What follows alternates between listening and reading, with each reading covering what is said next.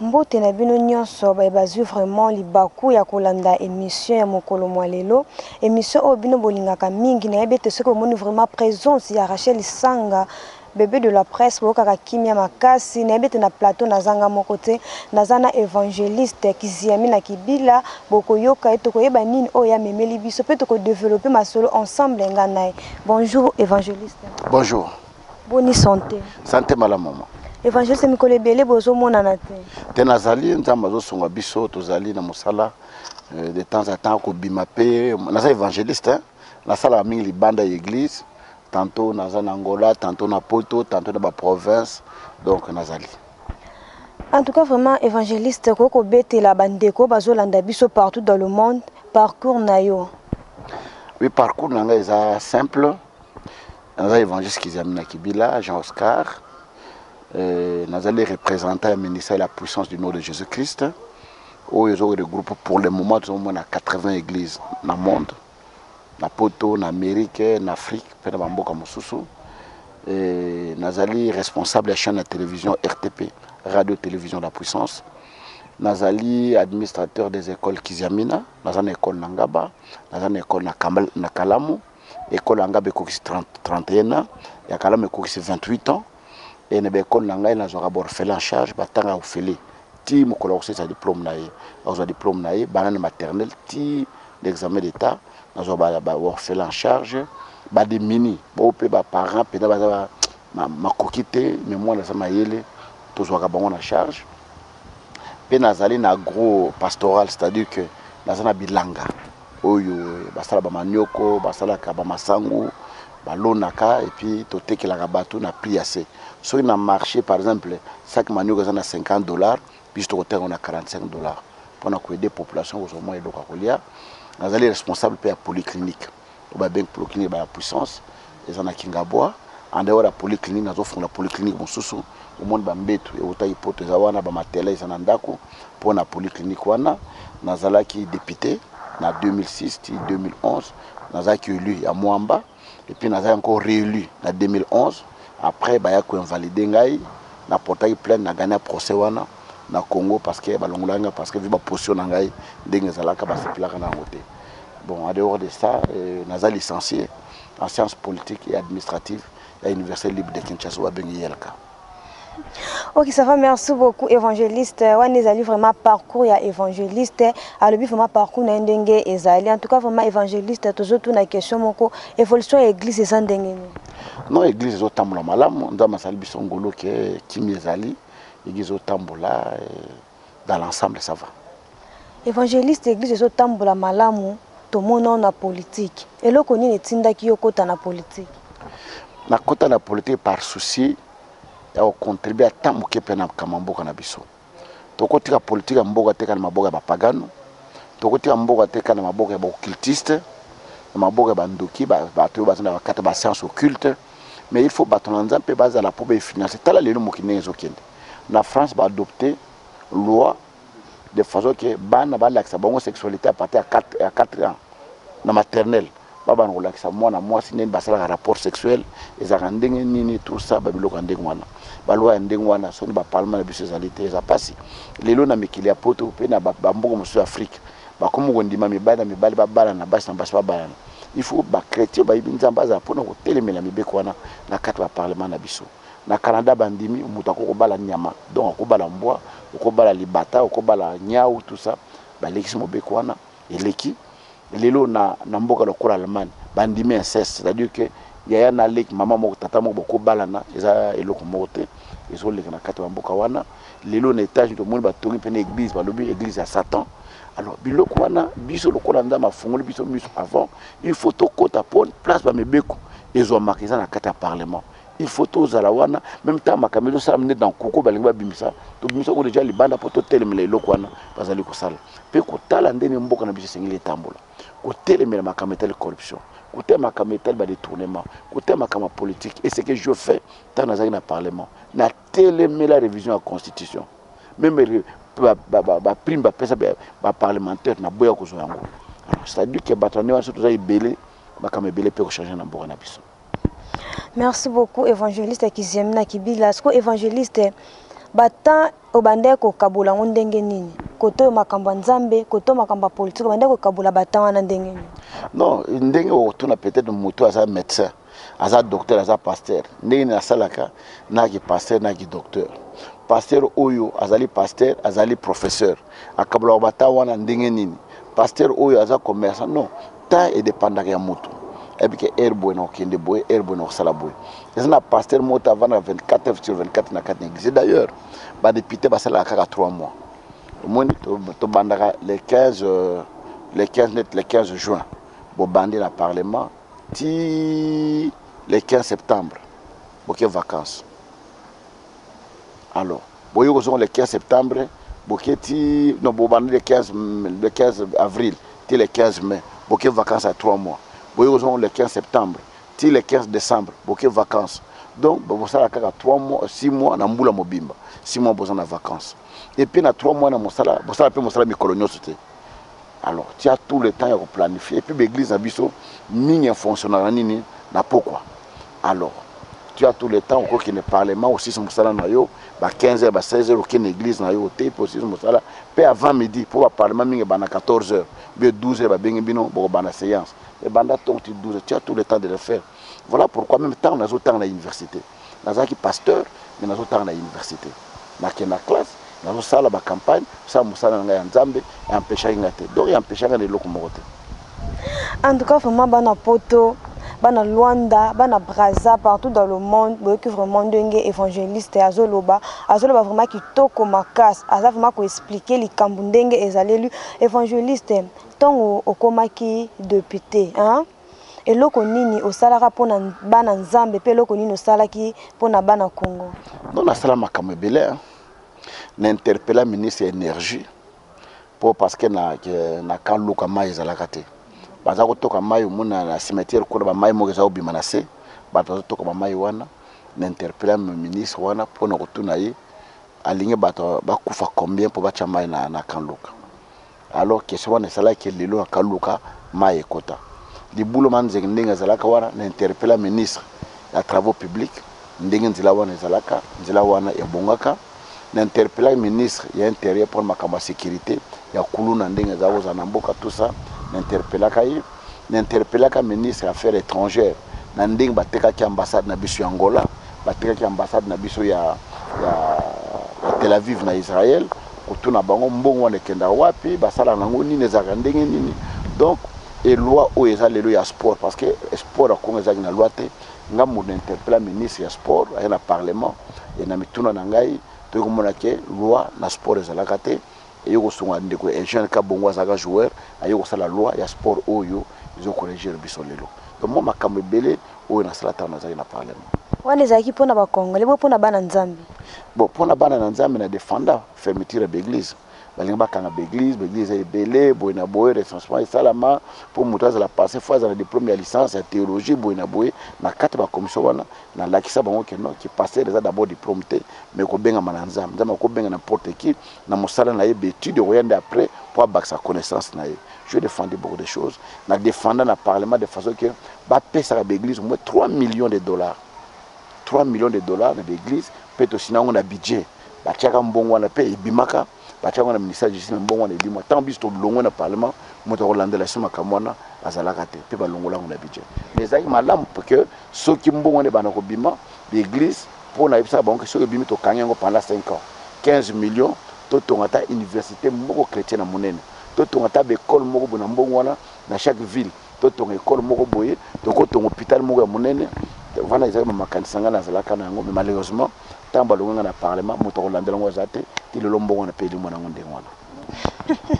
en tout cas vraiment évangéliste azoli ba vraiment kamoko ya kitoko en tout cas bana poto bana Luanda partout dans le monde évangéliste yeyo azamu takotia maboko hein botia maboko akende liboso azana ba idée mo kitoko azosa makamoko o etikala na kozala te ezana batu msusu bazana ba moyen ko leka ya ye mais basala o ya sala te azana école azana bo hôpital en plus ba école on peut alobi eza bana bazotanga ofele eza bon évangéliste borfele bazotanga ofele bazotanga ofele banda maternelle tire aux diplôme bazotanga ofele mais ça bato bazamba moyen ko leka évangéliste basala ta utelo kwa bongo te bazakata kuna likanisi wana te mais évangéliste azan likanisi wana mutu vraiment ya kotia maboko yeyo akende liboso pe azana ba idée o vraiment ezokamwa zatanga moko to Rachel ne na fandi boye nazokamwa pomba liboso na mona mutatia école ya ofele donc ezolekela vraiment makanisi na ngai makasi ezolekela vraiment idée na ngai évangéliste tozotuna so question moko toyebite turo lisusu tomoni yo otie lisusu elongi toyebite elongi oyo tie bandimi yo to bandimi yo te non naza candidat na mwamba na liste provisoire comme on ebimaki parce que lo olongolela ngeza te ko kombo na ebimaki o convaincre ba on nini non ba condition ba sengaki ozala congolais naza congolais ozala une expérience pastorale naza expérience naza député naza na école naza na makamno swana ba étude naza licencié en sciences politiques et administratives na kota prison te na samba pété donc loko bakolongolela ngai condamnation moko na kati wana ezate siko ndenge bandimi yo bongo lelo osoki nzambe asungi po nzambe déjà sungi obimi lisusu c'est que okosala ya ebele ya koleka o sala ki liboso effectivement toke poto sala so ebele ya koleka mutu na vie faut progresser okosala kalika mwana te osala ki lelo lubo sala ngono na vie faut ta un pas de plus ou avancer et je suis sûr et certain que nzambe osoma biso donc avancer sur musika. Ok, ça va, merci beaucoup. Kiziamina Kibila, hein? Balobi évangéliste international. Il est vraiment talaraye, à numéro 1. Otie libaya to lambeliango et pas n'écoute raté quoi. Veut dire moroka kazande mokonza masolo na moni vraiment to komi ko vraiment koko manasuka ya émission na biso évangéliste ko yebisa bandeko o bazolanda yo hein peza na bandeko mususu baza libanda ya mboka baza ko se poser ba question ndenge uti ko loba ke oza no étranger te oza congolais siko soki oza nes étranger olingi o postuler ba konzima to ba konzima te non la loi na biso un étranger ko postuler te la loi mbo ils amene tenga boye pe na ko kino postuler te na ke na Angola na postuler be na fa na postuler non soko oza étranger ko postuler te soit oza congolais oza étranger oza nationalité congolaise au postuler à ce moment-là. Net de comment ba Chaloupa, Azaki grec, je pense, a postulé là qui attend que congolais. Donc au postuler, mais la députation la présidentielle. La présidentielle il faut être congolais de naturel quoi donc d'origine. Et bon on a yo ki balobi ete ndeko Félix ye azali belge. C'est quoi postuler ndenge? Bon, soit za belge mbele a postulé te. Wana za ba rumeur ya bato ya Congo ba baza ba étranger baza ba pe belé na kondolo pain surtout bato ya majorité so baza mutu na bango ata za na étranger ba ko bata so za mutu opposition bala mo ale ba bimission na poisa ba boa kisio mais je pense que loke za wana aza congolais. En tout cas vraiment évangéliste pour na élection est-ce que élection ko zalate élection ko zalate Rosalate pour nani comme prophète ton dernier. Te rendre à prophétie te ne makamoza élection Rosalate parce que ba préalable ou ba check poto que de élection ba ekokisa mité. Ba lobi ki ba longola machine. Ba ta seni ba boye ko longola machine. Opposition lobi sur machine ezali bango ba okina bango ba élection wana te. Ya mibale fichier électoral tuna batruna ba empreinte ezate. Ba moni ki ezana bana mike ba 5 ans, ba 8 ans, ba iba ko ba carte wana. Alors ba qu'il faut ko longola biloko nyonso wana avato kene ba élection c'est ni biloko wana alongoli yango te ya misato to ba avato kene ba élection to kene ba élection ya kimia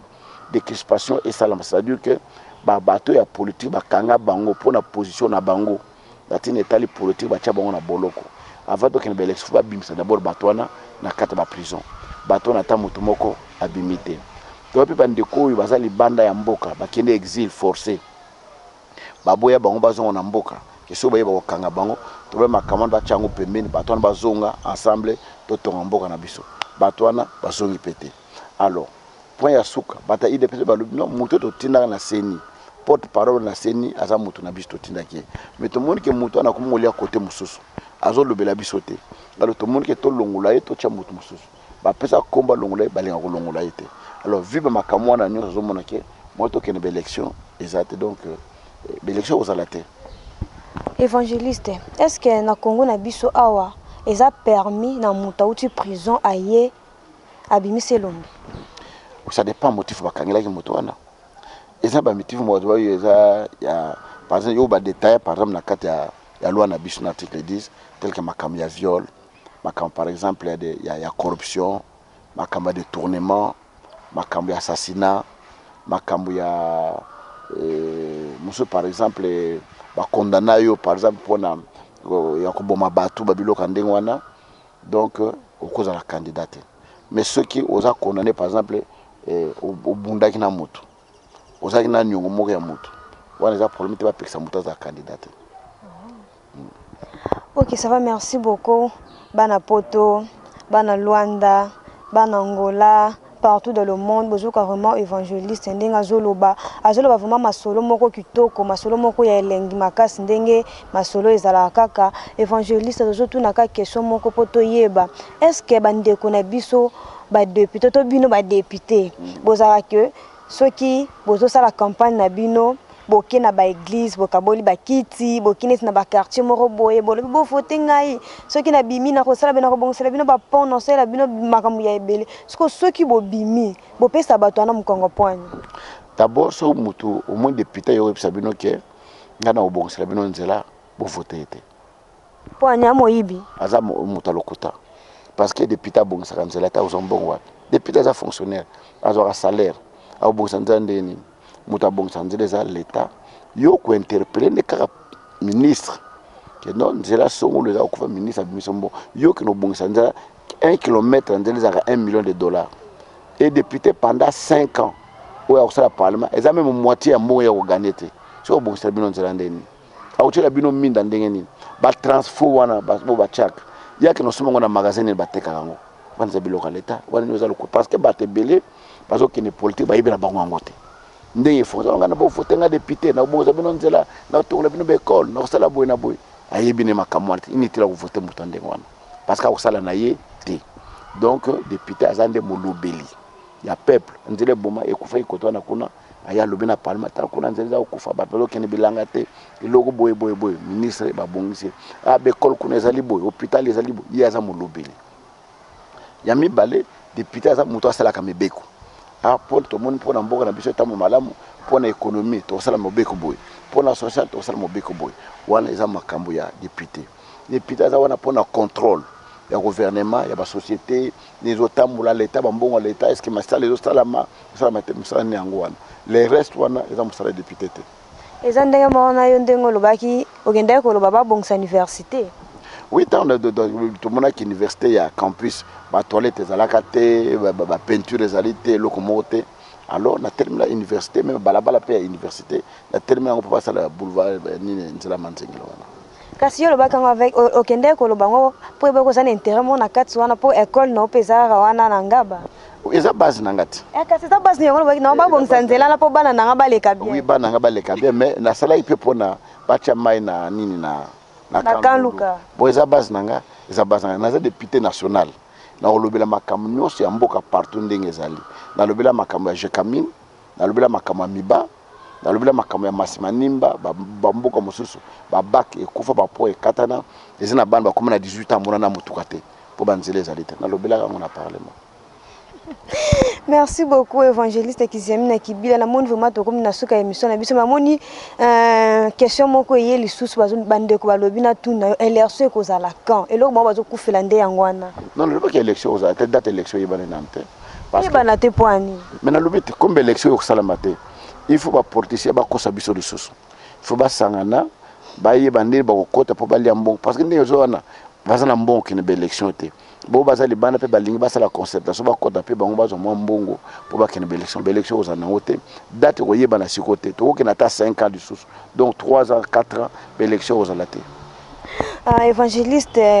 question lisusu ye lisusu batuni ngai ba yebisinga na yebisa yo balobi évangéliste azoloba bon parce que tant azaka député azwaka ba mbongo ebele yango atonga bilo nyoso atangi ba kombo wana